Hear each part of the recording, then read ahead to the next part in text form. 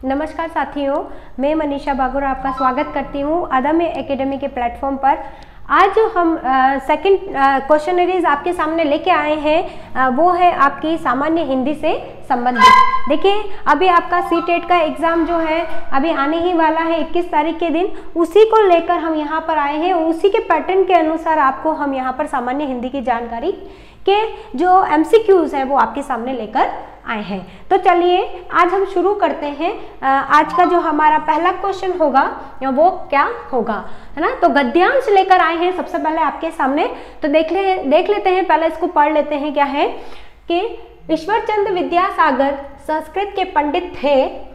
उनकी ख्याति का कारण केवल उनका ज्ञान ही नहीं था बल्कि सदाचार भी था। वह अपनी विनम्रता, परोपकार, सच्चाई आदि के गुणों से सभी के प्रिय बन गए थे। ऐसे ही एक बार कोलकाता के संस्कृत कॉलेज में संस्कृत व्याकरण पढ़ाने के लिए एक अध्यापक का स्थान रिक्त हुआ।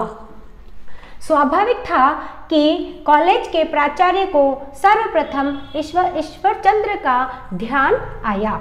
उन्होंने ईश्वरचंद्र के पास एक पत्र भिजवाया। उस पत्र में उन्होंने आग्रह किया कि वह संस्कृत अध्यापक का पद ग्रहण करे। इससे कॉलेज गौरवान्वित होगा। ईश्वरचंद्र ने पत्र पढ़ा, एक क्षण विचार किया और अपनी असहमति लिखकर भेज दी।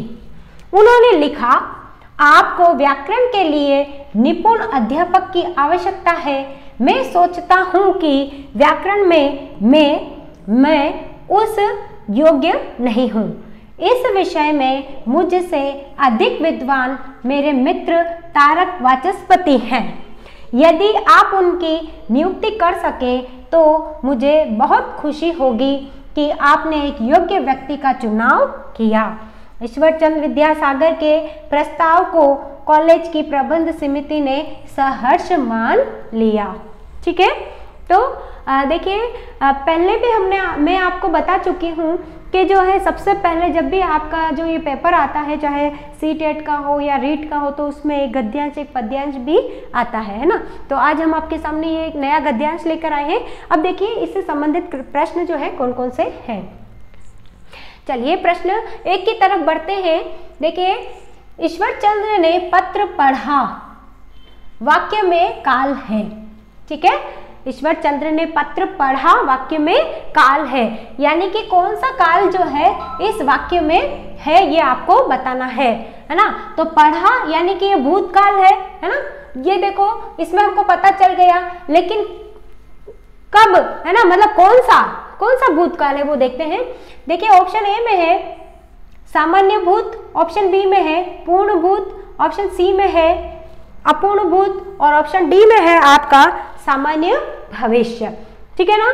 तो अब देखिए, यहाँ पर आपको भूतकाल का चयन करना है, यानी कि ये तो हमें पता चल गया भूतकाल का जो है आपका वाक्य है। अब इसके अंतर्गत आपको कौन सा है वो देखना है ना।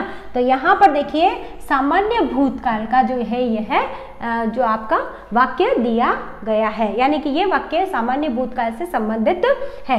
ऑप्शन आपका ए बिल्कुल सही होगा। नेक्स्ट पढ़ते हैं। देखिए, दूसरा क्वेश्चन है गलत युग्म छांटिए, है ना। गलत युग्म कौन सा है आपको छांटना है। देखिए, ए में है आपका प्राचार्य और प्राचार्या, बी में है परोपकार परोपकारा, ठीक है, सी में है सदाचार सदाचारिणी और डी में है आपका अध्यापक और अध्यापिका, है ना। तो गलत छांटना है। प्राचार्य और प्राचार्या सही है, सदाचार सदाचारिणी भी सही है, अध्यापक और अध्यापिका भी सही है, यानी परोपकार का ये जो आपका आंसर है परोपकारा, ये जो युग्म दिया गया है वो बिल्कुल गलत है। और अभी हमारा यहाँ पर जो है जो प्रश्न किया गया है उसके हिसाब से ये बी जो आपका ऑप्शन है वह सही है। ठीक है, नेक्स्ट है आपका वचन के संदर्भ में गलत पद बताइए। वचन की बात कर रहे हैं, है ना, एक वचन बहुवचन, इसकी बात कर रहे हैं। तो वचन के संदर्भ में देखिए गलत बताना है। ऑप्शन ए में है आपका समितियां, ऑप्शन बी में है चुनावों, ऑप्शन सी में है गुणों और ऑप्शन डी में है नियुक्ति। है ना। तो यहाँ पर देखिए समिति का समितियां, चुनाव का चुनावों, गुण का गुणों, लेकिन डी में जो है नियुक्ति दी गई है, यानी कि बहुवचन में नियुक्तियां होनी चाहिए, है ना। तो यहाँ पर जो गलत पद दिया गया है वो है नियुक्ति। ऑप्शन डी आपका बिल्कुल करेक्ट आंसर होगा। नेक्स्ट देखते हैं, सदाचार और पंडित का स्त्रीलिंग बनेगा, है ना। सदाचार का भी स्त्रीलिंग बनाना है और पंडित का भी स्त्रीलिंग बनाना है। देखो अभी जो हम ये क्वेश्चन पढ़ रहे हैं, हम अपने गद्यांश के अंतर्गत वाले जो है क्वेश्चन पढ़ रहे हैं। ये क्यों पढ़ रहे हैं? क्योंकि गद्यांश के अंतर्गत जो प्रश्न दिए गए हैं वो ज्यादातर जो है व्याकरण से संबंधित होते हैं। यानी कि आपके गद्यांश में मान लीजिए कोई विलोम शब्द आ सकता है, पर्यायवाची शब्द आ सकता है, संधि आ सकती है, काल आ सकता है, वचन आ सकता है, लिंग आ सकता है। इसी के अकॉर्डिंग हम भी चल रहे हैं, है ना। तो सदाचार और पंडित का स्त्रीलिंग बनेगा। ऑप्शन ए में देखिए, सदाचारी पंडिती, सदाचारिणी पंडिताइन, सदाचार पंडितनी और सदाचारिणी और पंडिती, ठीक है ना।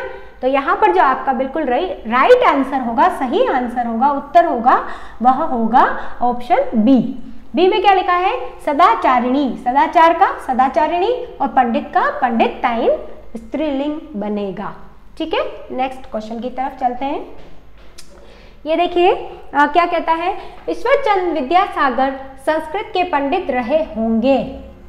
वाक्य को संदिग्ध भविष्य काल में बदलने पर क्या वाक्य बनेगा?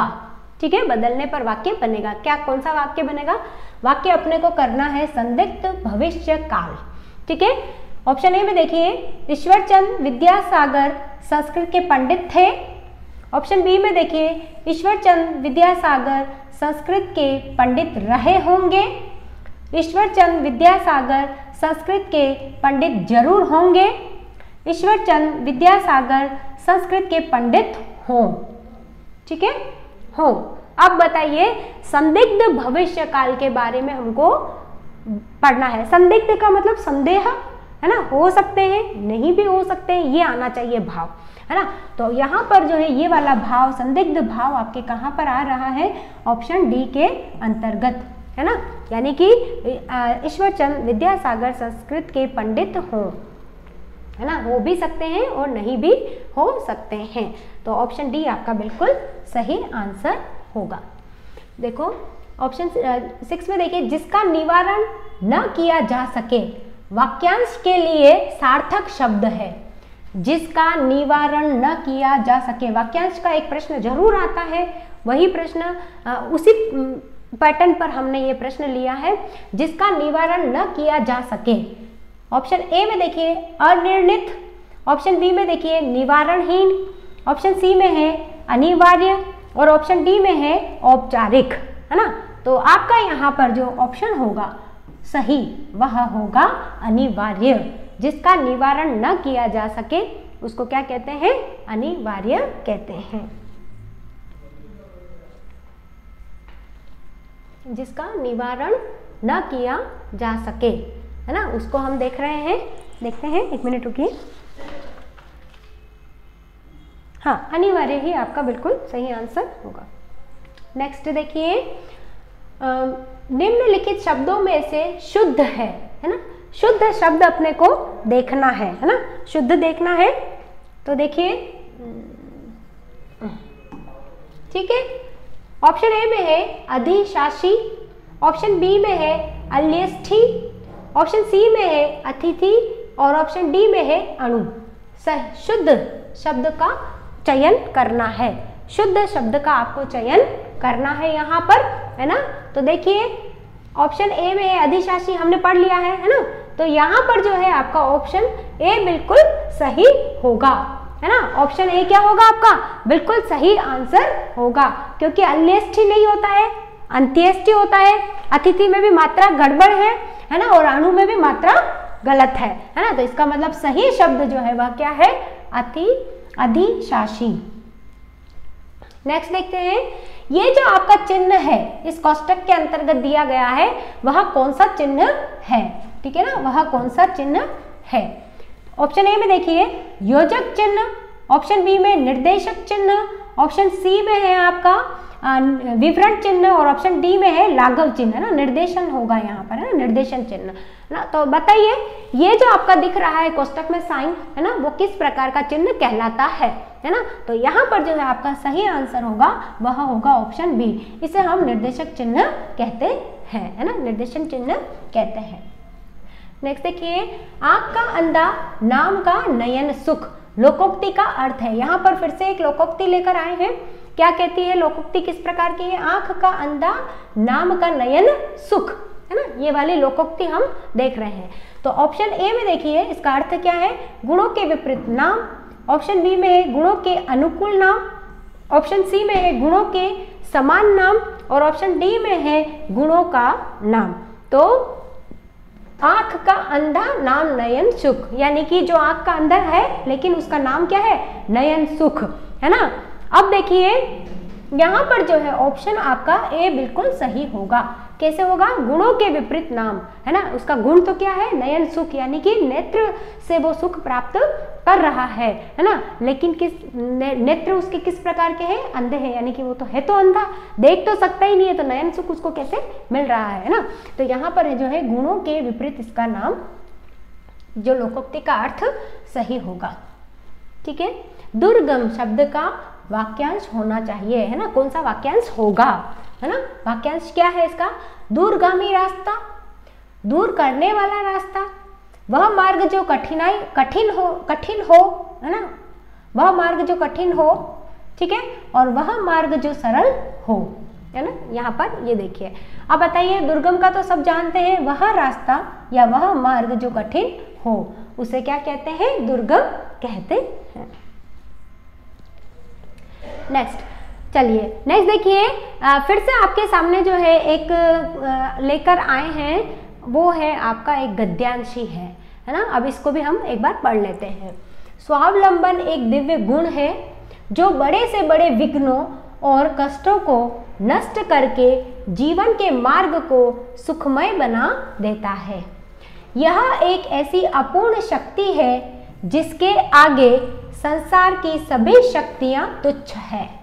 यहाँ स्वावलंबन, जहाँ स्वावलंबन है वहाँ उन्नति है, जहाँ पर मुखापेक्षिता है वहाँ अवनति है, यानी कि जहाँ पर पराधीनता है वहाँ पर अवनति है।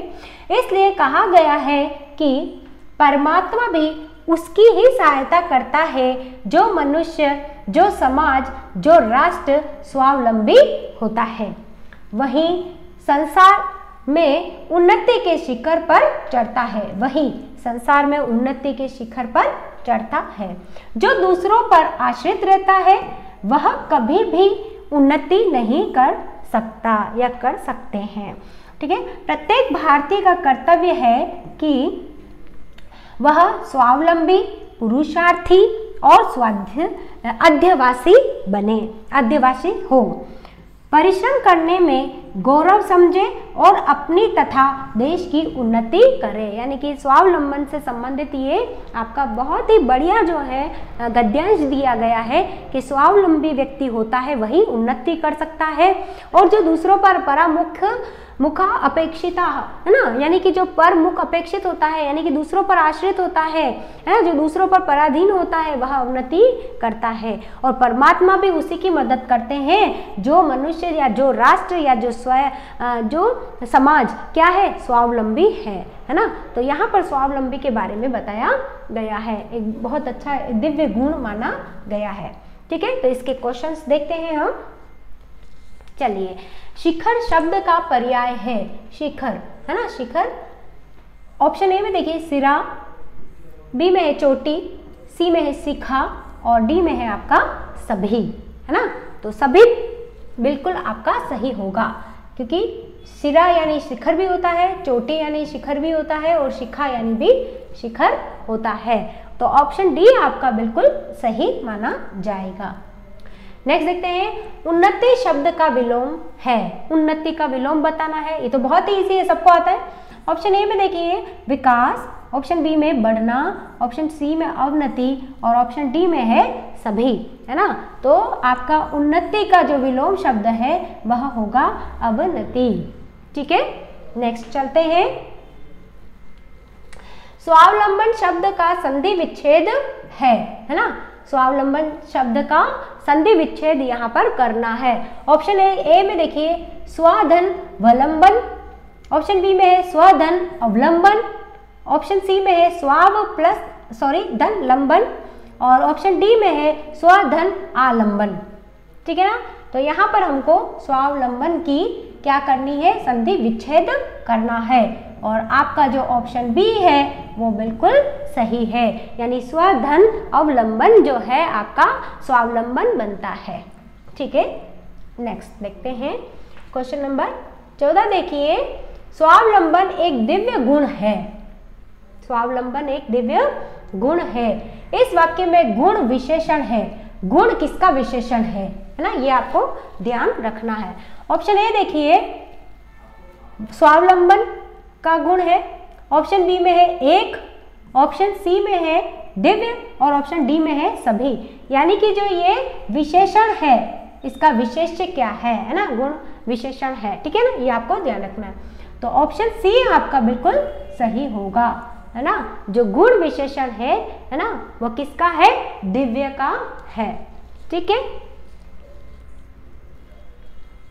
चलिए 15 में देखिए भारतीय शब्द में प्रत्यय है ना। भारतीय, इसमें जो प्रत्यय है वह कौन सा होगा।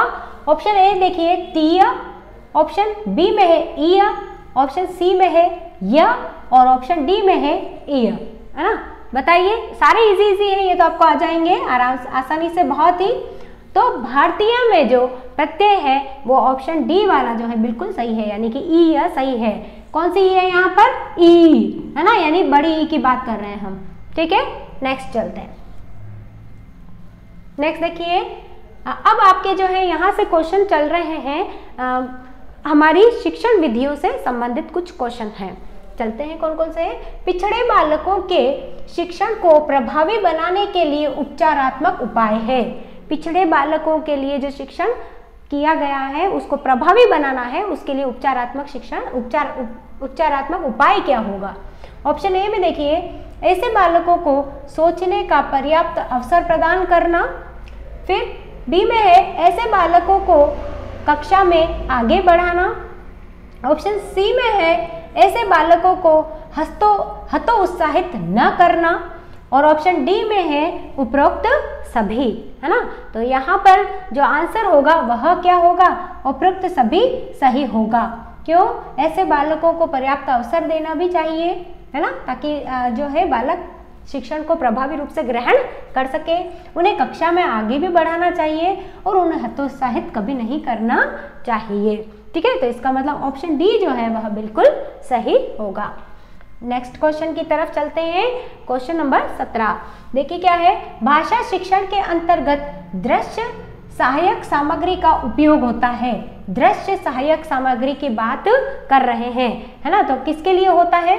ऑप्शन ए में देखिए शुद्ध उच्चारण में, ऑप्शन बी में है शुद्ध लेखन में, ऑप्शन डी में है शुद्ध पढ़ने में, और ऑप्शन डी में है उपरोक्त में से कोई नहीं, है ना। दृश्य की बात कर रहे हैं कि यानी कि देखने से संबंधित जो सहायक सामग्री है उसका उपयोग होता है। किसके लिए होता है, तो शुद्ध लेखन में जो है दृश्य सामग्री का प्रयोग किया जाता है। ठीक है, ऑप्शन जो है आपका बी बिल्कुल सही होगा। नेक्स्ट देखिए 18वां क्वेश्चन है। बच्चों के भाषा विकास की क्रमिक प्रगति का रिकॉर्ड रखने में कौन सा सर्वाधिक सहायक है। भाषा विकास की क्रमिक प्रगति का रिकॉर्ड रखना है, उसके लिए जो है कौन सा यहाँ ऑप्शन में से सहायक हो, सर्वाधिक सहायक हो सकता है। सर्वाधिक ऑप्शन ए में देखिए शिक्षक डायरी, ऑप्शन बी में है पोर्टफोलियो, ऑप्शन सी में है लिखित परीक्षाओं की उत्तर पुस्तिकाएं, और ऑप्शन डी में है नोटबुक। बताइए इसमें क्या होगा, बिल्कुल सही आंसर क्या होगा। इसमें आपका सही जो आंसर होगा वह होगा बी, यानी कि पोर्टफोलियो जो है आपका आंसर होगा। ठीक है, नेक्स्ट देखिए भाषा कौशल की बात आ रही है फिर से। निम्न में से भाषा कौशल की विशेषता है। है ना, भाषा कौशल की बात आ रही है। देखिए ऑप्शन ए में देखिए भाषा कौशल का विकास प्रशिक्षण तथा अभ्यास द्वारा किया जाता है। ऑप्शन बी में है भाषा कौशल संप्रेषण का प्रमुख साधन है। सी में है भाषा कौशल के माध्यम से शाब्दिक अंतः प्रक्रिया होती है। और ऑप्शन डी का है आपका उपरोक्त सभी, है ना। तो भाषा कौशल की जो है विशेषता, ये सारी विशेषताएं भाषा कौशल के अंतर्गत पाई जाएगी। तो इसका मतलब ये हुआ कि आपका ऑप्शन डी जो है वह बिल्कुल सही होगा। ठीक है, नेक्स्ट क्वेश्चन की तरफ बढ़ते हैं, देखते हैं। बच्चों की श्रवण योग्यता का विकास करने में सर्वाधिक सहायक है। श्रवण योग्यता का विकास करना है, उसके लिए क्या सर्वाधिक सहायक है? ऑप्शन ए में देखिए भाषा प्रयोगशाला, ऑप्शन बी में है ऑडियो टेप, और ऑप्शन सी में है शब्दों का शुद्ध लेख, और ऑप्शन डी में है आपका परस्पर बातचीत। श्रवण योग्यता का विकास, है ना, श्रवण योग्यता का विकास जो है सर्वाधिक सहायक किसमें होगा? परस्पर बातचीत के द्वारा होगा। ठीक है ना, परस्पर बातचीत के द्वारा होगा। ऑप्शन जो है डी आपका बिल्कुल सही होगा। नेक्स्ट देखते हैं, भाषा शिक्षण में चयन का सिद्धांत आधारित है। भाषा शिक्षण में चयन का जो सिद्धांत है वह किस पर आधारित है? ऑप्शन ए में देखिए विद्यालय पर, ऑप्शन बी में है अध्यापक पर, ऑप्शन सी में है बालक पर, और ऑप्शन डी में है आपका अभिभावक पर। चयन का सिद्धांत करना है भाषा शिक्षण में। ठीक है, यहाँ पर भाषा शिक्षण आ रहा है, चयन का सिद्धांत करना है, तो यह जो है आपका किस पर आधारित होगा? अध्यापक पर आधारित होगा। ठीक है, नेक्स्ट क्वेश्चन देखते हैं। नेक्स्ट, गद्य पाठों में शिक्षण का उद्देश्य नहीं है ना। अब यहाँ पर देखना है कितनी बार हम ऐसा करते हैं, मैं आपको शुरू से ही बताती आ रही हूँ कि हम नहीं पर ध्यान नहीं देते और हम उस फ्लो में चलते रहते हैं। जब हम एग्जाम हॉल में बैठे हुए होते हैं तो एक फ्लो में चलते चलते हम कहीं ना कहीं नहीं को भूल जाते हैं और हे याद रख लेते हैं ना। तो आपको सबसे पहले यहाँ पे अंडरलाइन कर लेना है कि नहीं के बारे में पूछा है।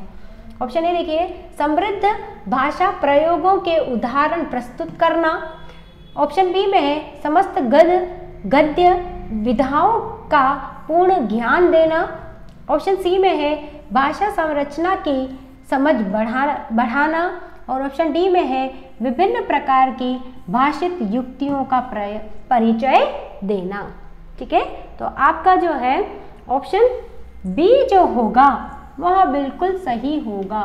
यानी कि गद्य पाठों के शिक्षण का उद्देश्य क्या नहीं है? समस्त गद्य विधाओं का पूर्ण ज्ञान देना, ये नहीं है, बल्कि क्या होगा? समृद्ध भाषा प्रयोगों के उदाहरण को प्रस्तुत करना है, भाषा संरचना की समझ बढ़ाना है, विभिन्न प्रकार की भाषित प्रयुक्तियों का परिचय देना है ना। तो ऑप्शन बी आपका बिल्कुल करेक्ट आंसर है। चलिए नेक्स्ट देखते हैं, कविता शिक्षण में सिखाने में, कविता शिक्षण सिखाने में, ये भी नहीं है, कविता शिक्षण सिखाने का मुख्य उद्देश्य है।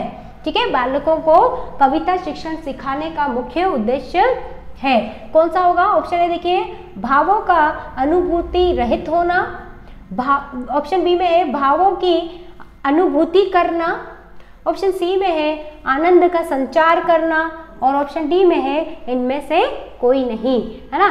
तो कविता शिक्षण जो है उसको सिखाने का प्रमुख उद्देश्य क्या मान सकते हैं? इन चारों में से वो हमको देखना है ना। तो यहाँ पर क्या हो जाएगा? ऑप्शन जो आपका बी है वह बिल्कुल सही हो जाएगा कि भावों की अनुभूति कराना होता है, भावों की अनुभूति रहित नहीं होता है और आनंद का संचार करना भी नहीं होता है, बल्कि भावों की अनुभूति, आनंद का संचार, आनंद लेना तो है ना। रचना शिक्षण का, कविता शिक्षण का एक उद्देश्य तो है, लेकिन यहाँ पर जो है सिर्फ संचार करना नहीं होता है, बल्कि क्या होता है? भावों की अनुभूति करना भी जो है कविता शिक्षण का प्रमुख उद्देश्य माना गया है। ऑप्शन के अनुसार यहाँ पर ये बिल्कुल सही है, बी आपका। ठीक है, नेक्स्ट क्वेश्चन की तरफ चलते हैं। निम्न सहायक सामग्री में से भिन्न है, ये जो आपकी सहायक सामग्री आपके सामने है उनमें से भिन्न कौन सी है, अलग कौन सी है, उसके बारे में देखना है। ऑप्शन ए में देखिए टेलीविजन, ऑप्शन बी में है समाचार पत्र, ऑप्शन सी में है पत्र पत्रिकाएं और ऑप्शन डी में है बाल साहित्य।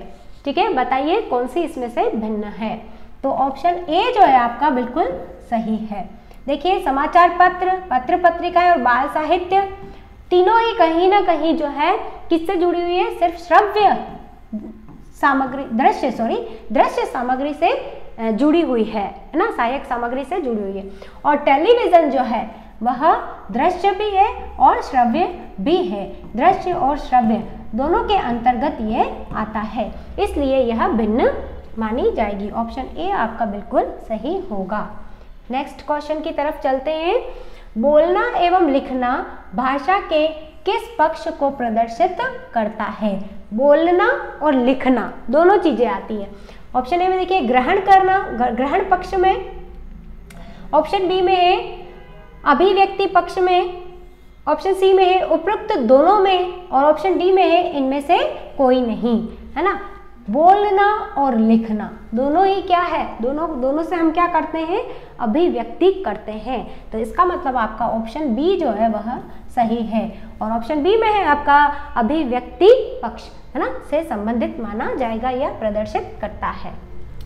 नेक्स्ट देखते हैं, उद्देश्यों को व्यवहारगत रूप में लिखना किस कार्य के अंतर्गत आता है ना। उद्देश्यों को व्यवहारगत रूप में लिखना, ठीक है, किसके अंतर्गत आता है?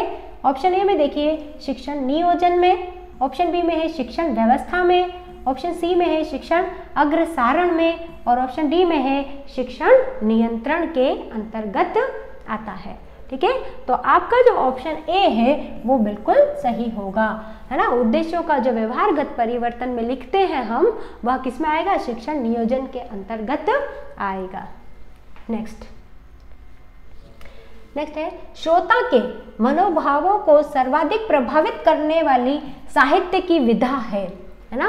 श्रोताओं के मनोभावों को सर्वाधिक प्रभावित करने वाली साहित्य की विधा कौन सी होगी? ऑप्शन ए में है आपका काव्य, ऑप्शन बी में है गद्य, ऑप्शन सी में है नाटक और ऑप्शन डी में है कहानी, है ना। यहाँ पर कहानी हो जाएगा।